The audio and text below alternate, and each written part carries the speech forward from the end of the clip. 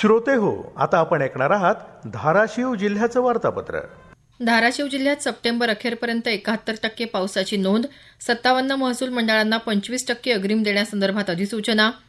मराठवाडा मुक्तीसंग्राम अमृत महोत्सवानिमित्त जिल्ह्यात विविध कार्यक्रम. आणि स्वच्छता ही सेवा अभियानांतर्गत 1 तारीख 1 तास स्वच्छता मोहीम. या आणि इतर घडामोडींविषयी आमचे वार्ताहर देविदास पाठक यांनी दिलेली ही माहिती.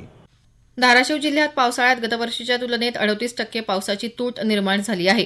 जिल्ह्यात सप्टेंबर अखेर 71% पाऊस झाला असून 5 महसूल मंडळात पावसानं सरासरी गाठली आहे, तर 8 मंडळात निम्माही पाऊस झाला नाही. पावसाच्या खंडामुळे खरीप पिकांच्या झालेल्या नुकसानीपोटी जिल्ह्यातल्या 57 महसूल मंडळांना प्रधानमंत्री पीक विमा योजनेतून 25% अग्रिम देण्यासंदर्भात जिल्हाधिकाऱ्यांनी अधिसूचना काढली आहे.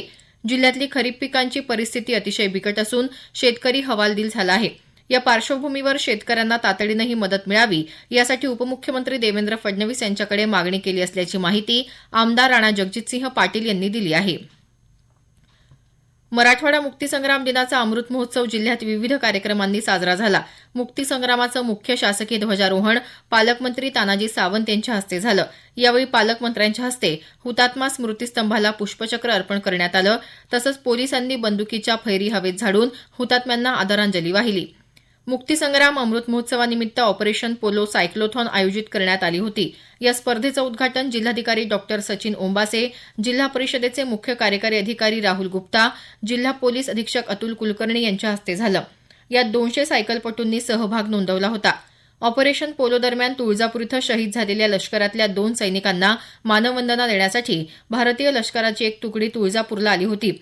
या निमित्तानं झालेल्या कार्यक्रमात लष्कराच्या जवानांनी आणि शहीद लष्करी जवानांच्या नातेवाईकांनी हुतात्म्यांना आदरांजली वाहिली.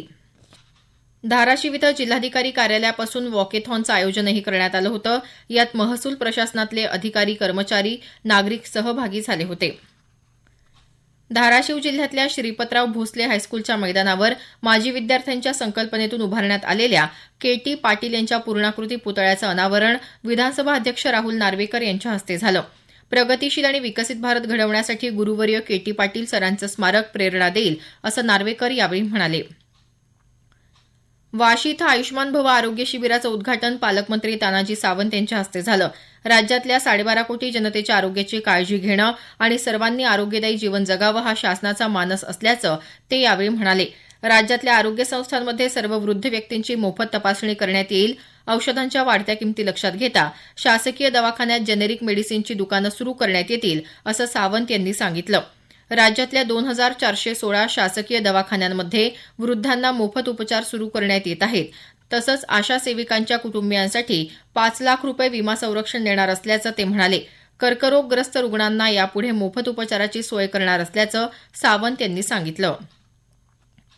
सोलापूरच्या क्षेत्रीय प्रचार कार्यालयाच्या वतीनं धाराशिव जिल्हाधिकारी कार्यालयाच्या परिसरात केंद्र सरकारच्या 9 वर्षात विविध क्षेत्रात केलेल्या विविध विकास कामांच्या चित्र प्रदर्शनीचं आयोजन करण्यात आलं होतं. यात चांद्रयान तसंच विविध क्षेत्रात केंद्र सरकारनं घेतलेल्या निर्णयांची माहिती देण्यात आली.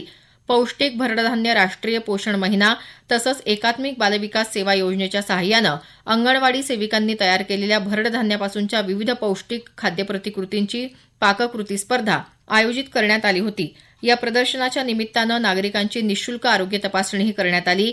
तसंच नागरिकांना आयुष्मान भारत योजनेविषयी माहिती देण्यात आली. छत्रपती संभाजीनगर इथं झालेल्या राज्य मंत्रिमंडळाच्या बैठकीत तुळजापूर इथल्या तुळजाभवानी देवी मंदिराच्या विकासासाठी 1385 कोटी रुपयांचा निधी मंजूर झाला आहे. धाराशिव इथल्या शासकीय वैद्यकीय महाविद्यालयाची जागाही निश्चित करण्यात आली आहे. तुळजापूर तालुक्यात शेळी समूह योजना राबवण्यासह तुळजापूर, नळदुर्ग आणि उमरगा इथल्या रस्ते विकासासाठी 367 कोटी रुपये, जागजी माणकेश्वर तीर्थक्षेत्रासाठी 46 कोटी रुपयांचा निधी मंजूर झाला आहे. स्वच्छता ही सेवा अभियानांतर्गत 1 तारीख 1 तास ही स्वच्छता मोहीम जिल्ह्यात विविध ठिकाणी राबवण्यात आली. माहिती आणि प्रसारण मंत्रालयाअंतर्गत येणाऱ्या क्षेत्रीय प्रचार कार्यालयाच्या वतीनं नळदुर्ग इथल्या भुईकोट किल्ल्याची स्वच्छता करण्यात आली. आमदार राणा जगजितसिंह पाटील, क्षेत्रीय प्रचार अधिकारी अंकुश चव्हाण यांच्यासह महिला आर्थिक विकास महामंडळाच्या महिला पर्यटन जनजागृती संस्थेचे पदाधिकारी यावेळी उपस्थित होते. धाराशिव जिल्ह्याचं वार्तापत्र आताच आपण ऐकलं. जिल्हा वार्तापत्राचा हा कार्यक्रम आकाशवाणी औरंगाबाद केंद्राच्या प्रादेशिक वृत्त विभागानं सादर केला.